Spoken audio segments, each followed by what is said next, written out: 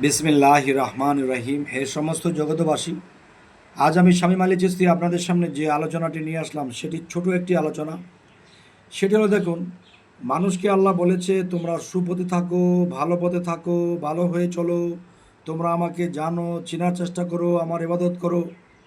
কিন্তু আল্লাহ যা কিছু বলেছে করার জন্য, এর ফাঁকে আবার কি করেছেন?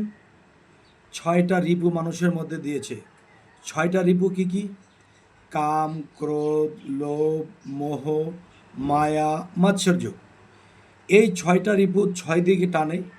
শয়তানে আমার মনকে ঘোরায় এবং আল্লাহর আইন মানতে গেলে তা হয় না।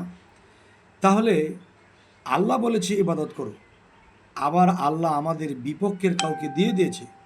এর কারণ কি? এর মূলত কারণ হলো এটাই, ওয়াল্লাজি খালাকাল মাউতা ওয়াল হায়াতা। আল্লাহ বলেছে, আমি মানুষের মৃত্যু ও জীবন সৃষ্টি করিয়াছি পরীক্ষা করার জন্য। তোমাদের মধ্যে কে কর্মে উত্তম?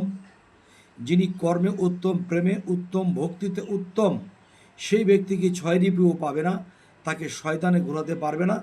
তার মন, জ্ঞান, বিবেক এক হয়ে থাকবে, শয়তানের পক্ষ হবে না।